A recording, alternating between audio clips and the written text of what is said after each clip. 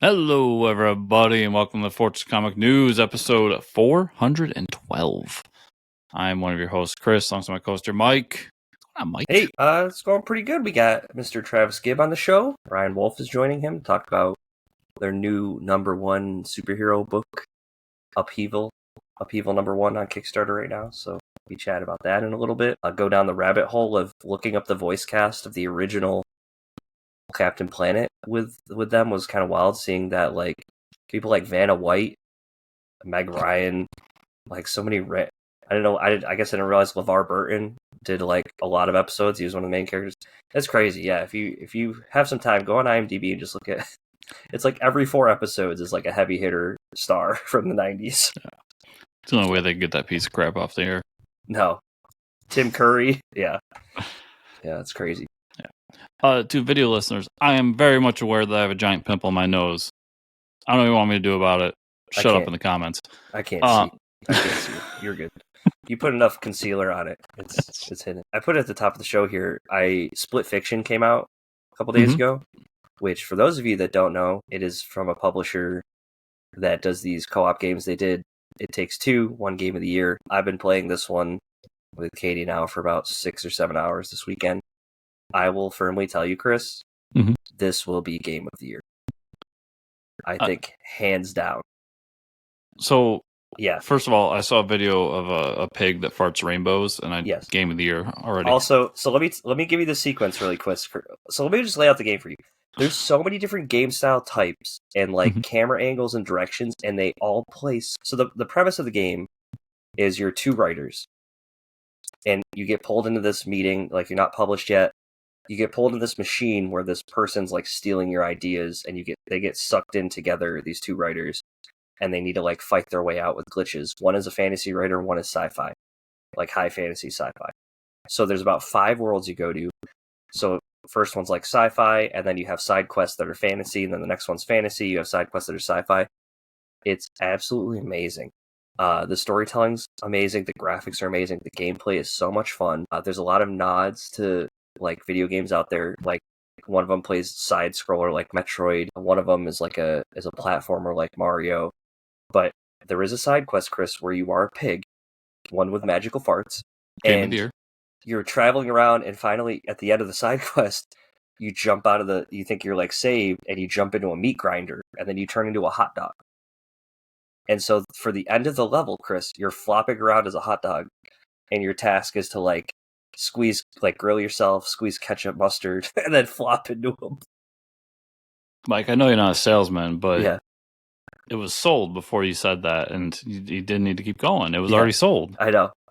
No, that game was coming out, and so my lady is like a kind of casual gamer. Like, she plays like Fallout and stuff like that. Right.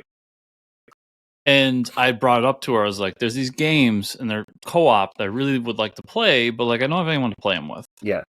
It's like, would you want to play them with me? And she goes, I could see that. And I was like, well, I have, because it was a PlayStation Plus free game a while back. Yeah. I have It Takes Two. And not Inside Out. I keep saying Inside Out. Yeah. And I was like, would you want to try it out? Like, we can play this one together. It's supposed to be really good. Yeah. And she's like, yeah, let's go. Let's give it a shot. And I was like, and just so you know, my goal is I really want to play. This is the impetus of it, is I want to play Split Fiction. And she goes, well, let's see how it. So we're going to, long story short, we're going to play It Takes Two and see. It is a great progression. The controls are very similar. Yeah. And then I also want to play, is it A Way Out? A Way Out. And so I played It Takes Two. And then for those of you who don't, A Way Out is like your co-op where you're escaping a prison together, which is an interesting game. And then, Split Fiction is their latest one. All of them are a lot of fun. It Takes Two, we played that game, and I was like, the world building alone is just amazing. Yeah, it's amazing to me that they do so many genres and like tropes of games, and they do them so well, and the mechanics are flawless. Like transitioning from like side scroller to top down to like Ikaruga space shooter, like it's insane how they just transition, and it goes. And the boss battles are fun. It's amazing. I have nothing but good things to say about it. So yeah, I finished playing Horizon Zero Dawn.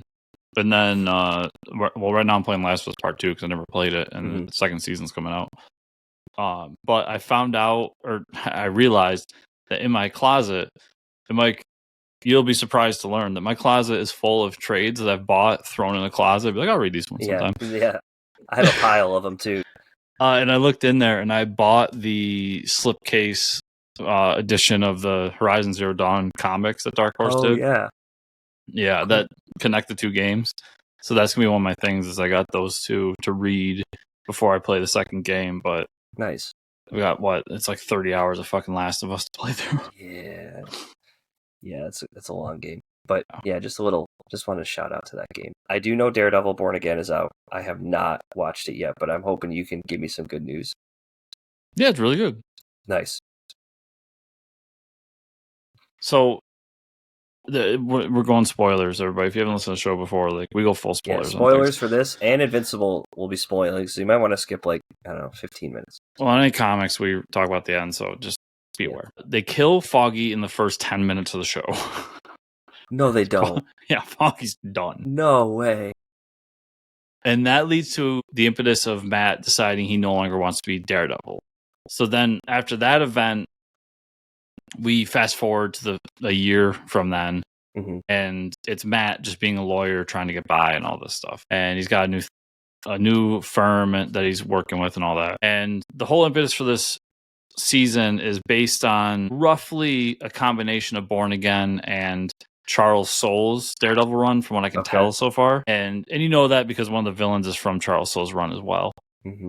But basically, Kingpin's run is going to be mayor. He ends up being mayor at the end of the second episode. And his whole thing is we're going to outlaw superheroes in New York City, which is exactly what happened during that run in Daredevil. And Matt's trying to fight him via the law. Obviously, the show is called Daredevil, so we're going to get around to some point where he comes around and decides he has to be Daredevil again. And you kind of see hints of that at the end of the first episode, the way it ends. It's an oh shit moment, and then they just cut to black. And you're just like, fuck, I can't wait till next week. Oh, man. But, yeah, the whole White Tiger of it all, his character gets arrested in his civilian clothes, and it's revealed that he's White Tiger. So Matt Murdock's trying to represent him in court because he was actually trying to do good, but it's crooked cops taking advantage of him. There's a lot of storylines that they're developing right in these first two episodes. So it's done really well. The action in the first 10 minutes where he is Daredevil, straight out of what you remember from the Netflix show. Nice. Maybe even bloodier than that. It's pretty intense. You get to see all the characters you want to see coming back from the Netflix show. We get name drops of Punisher and Spider-Man. And a few others. So I really liked it. But it's almost weird that they do this where they set it up as 2 episodes, and I kind of get why they do it at the same time. They should have just done one giant episode and called it a season premiere, because that's basically what it is. The 2 episodes just run right into each other. It's hour and a half roughly all together, but it's really good. Nice. Yeah. I'm going to find some time to watch it. It's a shame they killed the love interest off, though. Foggy, man. How is he going to survive? All I'll say to everybody and to you, Mike, is don't get too far behind, because I'm pretty sure this is an 18-episode season. Wow. Really? Yeah, so that's insane. If I remember correctly from when this all started. So it's going to be a long season that you're going to want to keep up with. Okay. Yeah, I'll have them. Got some traveling to do, so I'll catch up on him this week, coming week. We can talk about Invincible Season 3, Episode 7, though. Probably one of the best Invincible episodes, I think, of all time. Yeah, and did you happen to notice who wrote it? No. Robert Kirkman. Interesting. Yeah, I was watching the end credits, and it just popped up, written by Robert Kirkman. And I was like, because throughout it, I'm like, this is my favorite episode of any episode I can remember. Yeah. Everybody, if you don't want spoilers for this Invincible episode, I'm going to give you a warning. Just skip 5-10 minutes ahead. Okay. Real quick, cut in here. They cut the season in 2, so season 1's 9 episodes, and then I guess the other 9 that they announced are for season 2. Oh, okay. For Daredevil. That makes a little more sense. Yeah. Yeah, so the Multiverse of Madness of Mark Grayson's was amazing. A lot of brutal fights. I almost thought this would be a season finale, right? But it's Well, I think we'll we're get getting into one more. but what happened was my prediction for the season finale. So yeah, but I think we still have another episode coming. Yeah, Amazon still has another episode coming out next week. Yep. So yeah, the fights all over are amazing. So Conquest shows up. He shows up the last 5 seconds after Mark's had a really bad day, and Jeffrey Dean Morgan voicing him, which I completely forgot about, but that was it was really good. The voice sounded really good. We got to see all the heroes in this episode, so it makes so much sense that Kirkman wrote it, because you get to see the Guardians of the Globe. You got to see Brit assembling everybody. I was so hyped for that. Tech Jacket shows up. Yeah, Tech Jacket. You get Kid Akupa Thor. Chabra, I think his name is. Chabra. Yeah, you get Kid Thor. You get all the Guardians showing up. You have all the fighting happening, people dying left and right. The scene with... I actually had to watch this episode in 2 parts because it was like really late at night, and the scene with Rexplode dying happened. And I was like sitting there like, man, it was really late at night, and I was like, I can't. And it was like very sad and emotional. I'm like, okay, I'm just gonna pause this here, because I don't know how more sad and emotional this episode is gonna get. I can't take this anymore tonight. So I paused it. I went and played video games for the rest of the night. I was like, I can't take this. So then I finished the episode in the morning. Man, this one, like, this is why Invincible is one of the best comic books of all time. Superhero comics, I think, of all time. Yeah, it hit all the notes. You get the furthering of Angstrom's thing where he's like beholden to these like weird tech robot god things that like reassembled him. And obviously everybody's questioning like, what the hell's Invincible doing here? Like, this is always all his fault. You see the relationship kind of getting repaired with Cecil towards the end there, where they're like, listen, we don't have a choice. I know you don't want to work with me, but like, there's a use for his animated, monsters, and they both kind of need each other. So overall, fantastic episode. And wanting him to lead the Guardians. Yeah. That's huge too. That was really cool. So overall, I'm just hyped. I mean, man, this show's so good.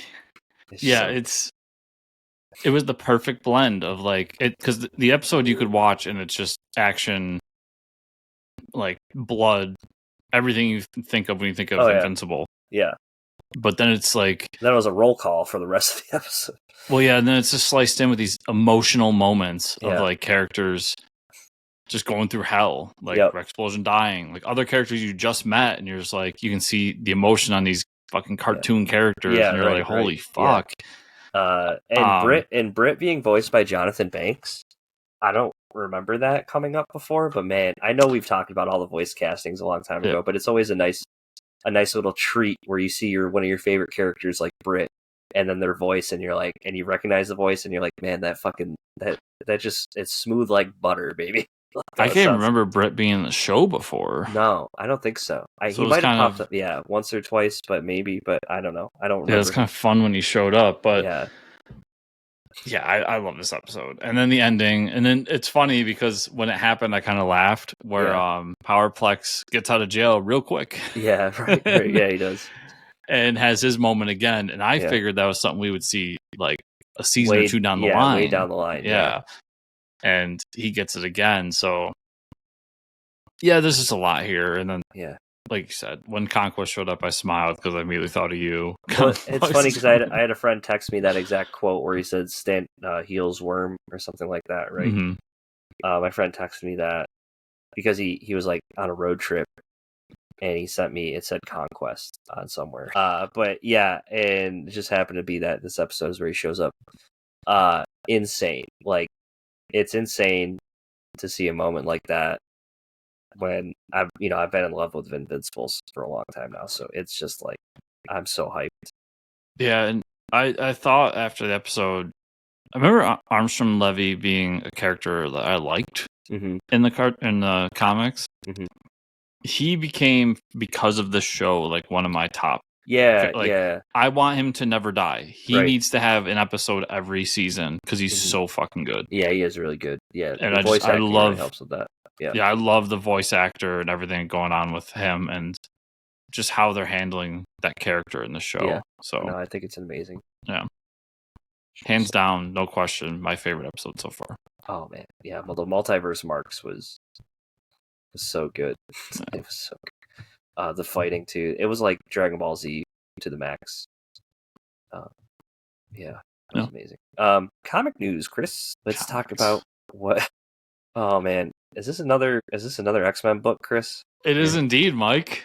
I don't know X-Men enough, but I have heard the name Emma Frost before. So, new limited series is announced for Marvel titled Emma Frost, the White Queen, from writer Amy Chu and artist Andrea DeVito, in the darkest days of the Hellfire Club. Before she became a mainstay of the heroic X-Men, Emma Frost had another role, White Queen of the Hellfire Club. As she grapples for powers with the rest of the inner circle, witness Emma's ruthless ascent to the top. When she discovers there's a mole within the Hellfire Club leaking secrets to sworn enemies, the X-Men, Emma will stop nothing to uncover the truth. Take a deep dive into Emma's past, learn shocking secrets, and be prepared to bow down to the White Queen. That cover is certainly something. Oh, they're never bashful with when it comes to her. Yeah, that is something. Literally, like, especially for a Marvel book, this is like straight up like a lingerie cheesecake cover.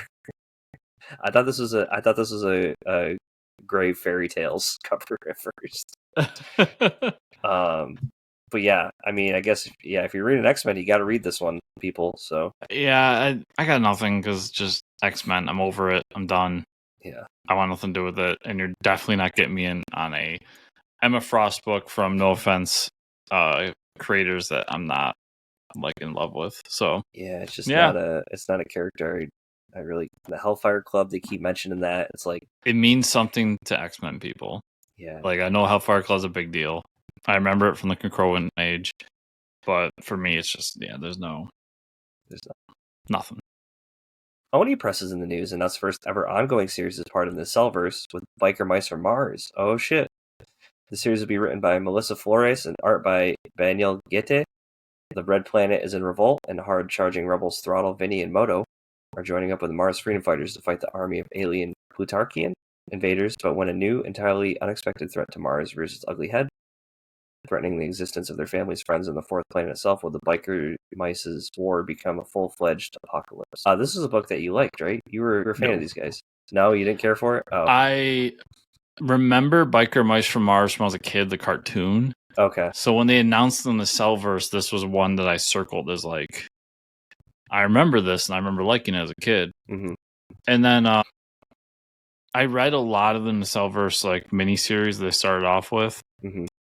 And let me tell you, they weren't good. Oh, geez. Biker Mice from Mars being probably the worst of them. And at least in my humble opinion. So the Cellverse is just, I'm out. You can't, there's not enough nostalgia for Biker Mice from Mars on my end to justify coming back to it over and over again. You had your shot. You had a 3-issue miniseries that should have been the thing to blow me away. And it didn't work. So good luck to them, but I'm not. There's too many good comics out for me to be jumping into another Biker Mice from Mars book. Yeah. And announcing it as an ongoing is pretty risky too, I feel like. But I mean, out of all the stuff they have, that's the one with the strongest brand name recognition. So I get why you would make that the book. But yeah, I believe, and like, no offense to anyone creating these books. I know making comics is hard. But I believe Melissa Flores was the writer for that book as well. So that gives me even less faith that I'll enjoy it. Yeah. And then the last thing we got here, Undan Entertainment, a comic manga publisher, best known for making comics about Capcom properties, Persona, and Elden Ring, announced a new Mega Man comics titled Mega Man Timelines. The series will be written by Tavis Maiden and art by Kenny Ruiz. The Blue Bomber's back. Mega Man returns in 5 connected one-shot comics spanning 5 different eras of robotic heroes.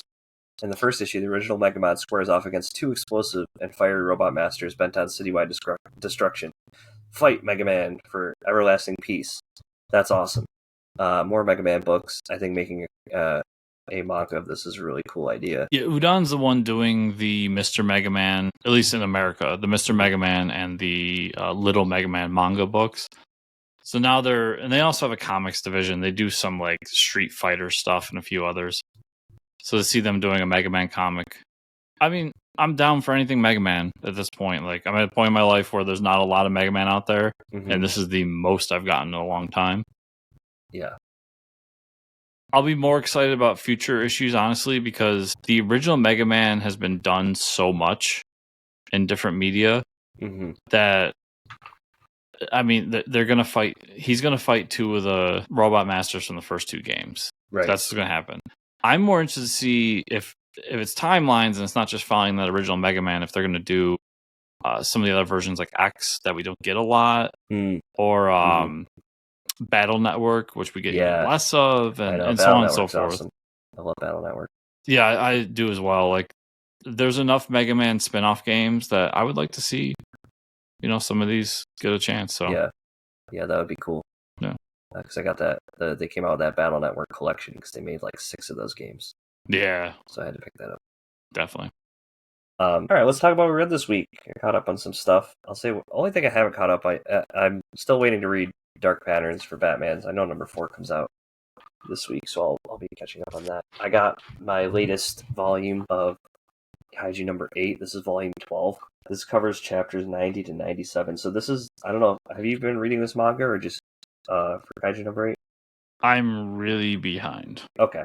So this I think I'm on like 4 or 5. This wraps up the story arc where like these kaijus appear that like are specifically tiered to like fight the like heroes of each division, and then we think like they win the fight, and then all of a sudden these like really creepy like Slender Man kaijus all appear from the sky, and they're all been like beaten and battered, so they don't really know like how they're gonna fight this one out because everybody's like literally on their last breath.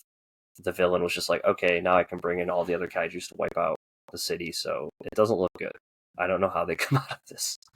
Unless like Kaiju number 8 has like some secret hidden power to unleash, which might happen, but really good, lots of cool fighting and cool interactions, and pushing characters' limits of like this. There's a sword guy who's all about sword play, and like how he uses that to defeat one of the kaijus is pretty sick. So I love this book. It's awesome. It's a manga, folks, but it is comics. Caught up on Lucky Devils number 2.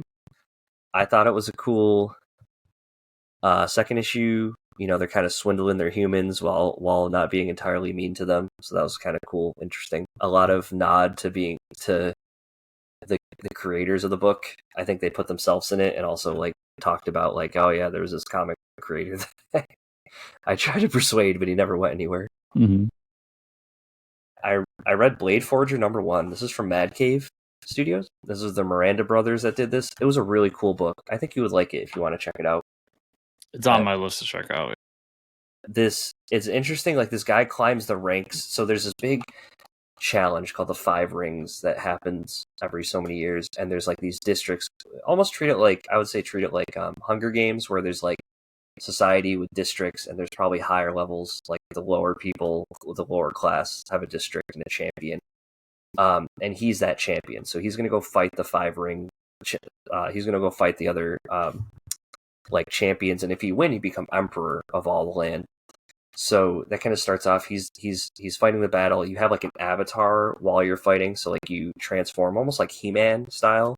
You have like this crazy looking avatar that you bond with. So we see him win the fight, and then we see it like move along like 45 years later while he's the emperor, and everything's kind of gone to shit. And we see like his son trying to run things. We see him like duking it out still. He's just battling because people still challenge him, and he's like loses the fight and almost says like he passes his power down to his daughter. We haven't seen his daughter yet, so that's kind of where it like leaves, which is a pretty interesting twist that we didn't stay in like the early days. Really interested to see how that goes. It was a great book. A lot of cool world building and character development. Space Ghost number 10, amazing issue. What's better than Space Ghost? A future evil space specter that shows up. Really cool. Yeah, we get a glimpse of like Space Ghost from the future. He's killing people. He's trying to do some things, and they thwart him. And he also like preys on his love for the kids still, and in the end starts to saves them, and doesn't really end up following through with his plans. I thought it was a great issue. He does give us a big warning if there is evil coming. So the big warning there that the villain will come back. So this book's a lot of fun. The action sequences are great. Art is amazing. You read it? Oh yeah, I loved it. Yeah. Okay. I love the reveal of who Space Spectre was. Yeah.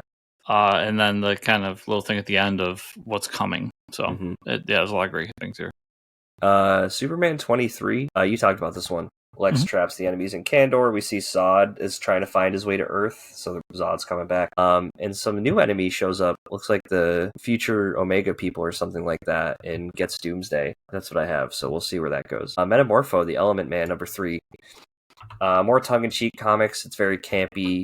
It's fun. Simon Stagg is up to something, and they think they found him, but they're going after Vandal Savage. So they know Vandal Savage is like behind some stuff. They get there and it's an android. It's not actually him. And Stagg is like going crazy and takes his company mobile as a giant robot to protect himself. So he has a giant robot that he's running his company out of. And it's just crazy comics. It's something you would get from like Ahoy Comics, which is it's enjoyable for me.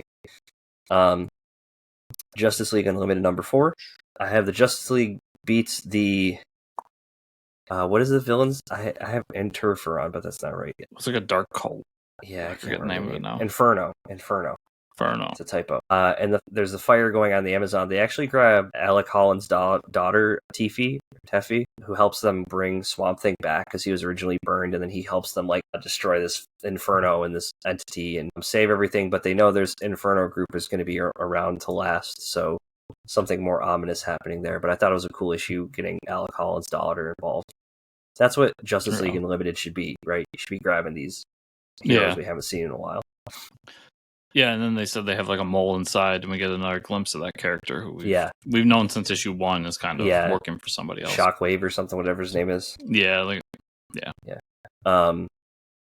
Wonder Woman, Absolute Wonder Woman number 5. Yeah, this is after catching up on the same books this week. Hell yeah! This is after the giant sword cuts through the kaiju, starts to repair itself, and so we found out Diana's magic lasso transforms like remogs creatures, transmogsifies creatures. So it's like a very archaic way of like shape-shifting. So what she does is she transforms herself into Medusa, a giant Medusa, and turns the villain monster into stone. Wraps up, saves the day, and then she gets dragged back to hell for interfering. But dude, what a crazy sequence of her transforming into Medusa. The fact that she can transform into like ancient Greek mythology shit is so dope. Yeah. It's just a great issue. I loved it. It's so fucking metal. The giant Medusa, and then how they get her back from being the giant Medusa was really cool. Yeah, that was cool too. Yeah, because then she's like, they end the issue with like, and we're all safe, and she gets sucked into hell. Yeah, sucked into hell. Like, no, not safe. I read the Secret Six #1. Nicole Maines and Stefan Segovia. I'm gonna say probably won't keep. This wasn't really a. Well, here's my problem with Chris. The Secret Six are in it at the end of the book.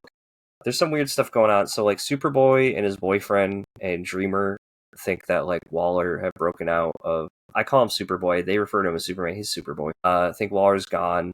So they go check the prison. His boyfriend's being kind of sketchy. I don't actually know the boyfriend's name, to be honest. And the prison's getting raided by people. So Black Alice is in one of the prison cells.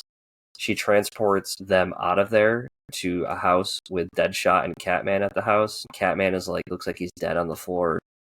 I don't know if she transported all of them out of the prison. It wasn't a really big explanation how they even got there. It wasn't that great. I don't know if I'll stick with it. Like, it wasn't a strong Secret Six book. It seemed to be a little all over the place, and they're trying to like tie it to Absolute Power, which I don't really get the connection. Yeah. JSA #5, good issue. Dr. Midnight gets away with his obsidian. Hawkman escapes in hell. And then the Injustice Society gets ready to launch an attack on the Tower of Fate to get after Dr. Fate. They're like, we're finally just going to stop sending demons and go there ourselves. This is a great JSA book. We get to see all the characters showing up. I think Lemire's doing a great job with it. Very happy with this book. And that's what I got to this week. All right. I was also catching up on books and got through this week. So Hyde Street #4. Oh yeah, came out. It's the origin story of that Frankenstein monster, which is really cool. It's basically a classical actor who played the not known spin-off of Frankenstein about Frankenstein's brother. Okay. They got canceled, obviously. Yeah. So they try to like tie it into history, but they make up their own thing. And he gets sucked into Hyde Street, and then by the accountant is basically turned into the same monster, has his tongue ripped out and all this shit. So he actually works as a Frankenstein monster. That's crazy. And they connect him to everybody else, so it was really cool. And it seems like the next issue is actually going to tie in to that one shot they did about the women who were trying to stay really thin and had like the parasite in them. Yeah, that's cool. Yeah, so it looks like that one shot actually served a purpose after all. Awesome. Shazam number 21. The final issue, Mike. Is it the final issue? It is the final issue. They tell you at the end it's the final issue, and I looked it up, and it is indeed the final issue. I'm a little confused on why it's the final issue. So, I don't know. Like, they beat Mr. Mine. Everybody's happy. Mm-hmm. The action's fine, everything in it. I think this book's been okay. Apparently, the writer is going to, like, is having a kid, so she's going on maternity leave, so they're canceling the book. Wow, they just canceled the just book. Find another writer. I mean, I sympathize with the woman who has to go on maternity leave, but you don't just stop a book because of that. Yeah, usually they have a writer come in the middle. I mean, that's DC's decision there; it's not hers. But... yeah, it must not be selling well enough. Yeah. Well, honestly, it wasn't the strongest storyline after Mark Waid's gone. So I haven't been super happy with it anyway. So I'm kind of happy to see it go away for a little bit and then come back. Maybe with a better creative team, but it does kind of suck because we don't get Shazam books that often. So I was kind of riding on the high of just I have a Shazam book. Yeah, I know. But yeah, my suggestion is buy the Mark Waid one and end it there. Yeah, for sure. Star Wars Jedi Knights number 1. Nice. This takes place before Episode 1, Mike. Oh shit. Because Count Dooku's there, Obi-Wan's still a Padawan in this, and basically. Jedi sent out to do Jedi shit. 2 planets are warring. They have to be the peacekeepers. They find the Jedi way to do it.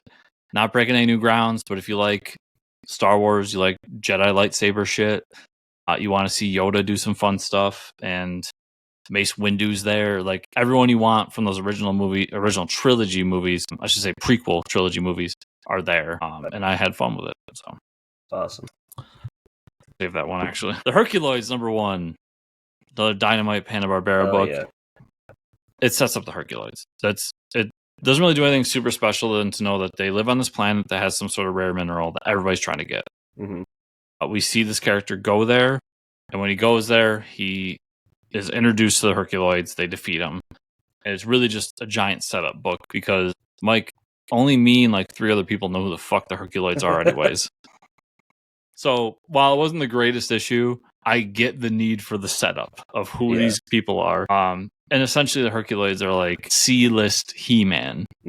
Like, you've got the He-Man character. He's got all these like monsters that work with him, and there's other people too, and they protect this planet from invaders. So I had fun with it, but it's really just a giant setup book. We'll see where it goes from there. This is a couple weeks old, but Aliens versus Avengers number 3. Nice. So they left Earth, they go to Mars. Most of them end up dying on Mars because the aliens are also on Mars, and they find out that Mr. Sinister had teamed up with the aliens to help them take over Mars. And now we're left with basically Miles and a few mutants on Mars fighting for their life. I just love this crossover. It's a ton of fun. But yeah. I gotta catch up on that. Hellhunters number 3. Nice. So the Hellhunters go to this base where Captain America is, and they're trying to recruit Cap to help them with this demon-possessed Nazi that they're fighting. And basically everybody's like, no, we can't. Like, nobody really believes them to begin with, but also they're like, we can't give up people. We're fighting a war here. So their mission is a failure, but then Bucky Barnes sneaks away and says, well, I'll help you out. And while some of the people on the team are like, nah, like, we can't have a kid here, other people on the team are like, I fought alongside Bucky. He's a true warrior, all this stuff. So Bucky is now part of the team, is the end of the story here. West Coast Avengers number 4. So we got the origin story of why there's a good Ultron now and why there's a bad Ultron. This is the origin story of how the good Ultron met Tony and gained his trust. That's all it is. That's it. He basically saved him one day. Ultimate Spider-Man number 14. A big thing's here. Harry Osborn is dead. Kraven kills him. Spider-Man kind of gets away, and he goes back to his family and tells Mary Jane that, like, shit's getting real. And we need to prepare for it. Yeah. Moloids are terrifying in this book. Fucking terrifying, Mike. Cool. And Mysterio looks really cool. So nice. A lot of good stuff happening. And then my favorite book of the week. Oh yeah. Was the Ultimates number 10. This Ultimates team was Cap, Hawkeye, Ant-Man, Wasp, and and Jim Hammond, the Human Torch. Oh, nice. They go to invade this city that is run by the Red Skulls. Now, the Red Skulls is a paramilitary group that is influenced by the Red Skull and a well-known vigilante from the 1970s named Frank Castle. Sick. So their logo is the Punisher logo with just red for the Red Skull. So this team gets in, and while it's all going on, we see that Tony Stark is actually alive and he's undergoing surgery to like repair himself. So that's kind of the backstory. But this team goes in, they infiltrate, and their mission is to take out I forget what they call it now, but basically the head of the Red Skulls. He's like Superior Red Skull or something like that. Okay. And when they get there, they find out that this guy has Prince Namor's dead body, just hanging on the wall. Damn. And he's been dead for like decades, but the body will not decompose, which makes me think that they're eventually going to bring Namor back. As sad as it was that I saw that Namor's dead in this universe. There's a big fight, blah, blah, blah. Jim Hammond has recorded the fight in his head. I should also say Jim Hammond has this moment, Mike, where he talks about how he has to like get rid of different memories from his life or else he'll go insane from like too much memory. But he kept one, and that's that in this universe, Jim Hammond actually killed Hitler by burning him alive. And he said that's the one memory he's never erased because it brings him calm and peace to remember burning Hitler alive. Yeah, I guess so. Jim Hammond's hardcore in this universe, man. That's crazy. But anyways, they get to this fight. They fight the leader of the Red Skulls. And Jim has recorded the battle, and he's trying to figure out who it is. Nobody can figure out who it is. And on the last page, it clicks. It's Bucky Barnes. Nice. So, awesome issue. Great reveal, written just for me. But I was so happy about it. That's amazing. Yeah. So, Mike, that was everything I read this week. Where can people find you on the internet? Find me at Fortress Ricker on X/Twitter. Where can they find you and or the show? You can find me at Fortress Chris on X and also any other social media network you want to think of. Also at chriscomicscorner.substack.com. And you can find the show at Fortress Pod on most social media networks, including X and Instagram. Also at fortresscomicnews.com. And if you want to support the show, 5-star reviews on the podcatchers. Like, subscribe, share, comment down below on the YouTube version. And then go over to patreon.com/fortresscomics for more. Thank you all so much for watching and or listening this week. See y'all here next week.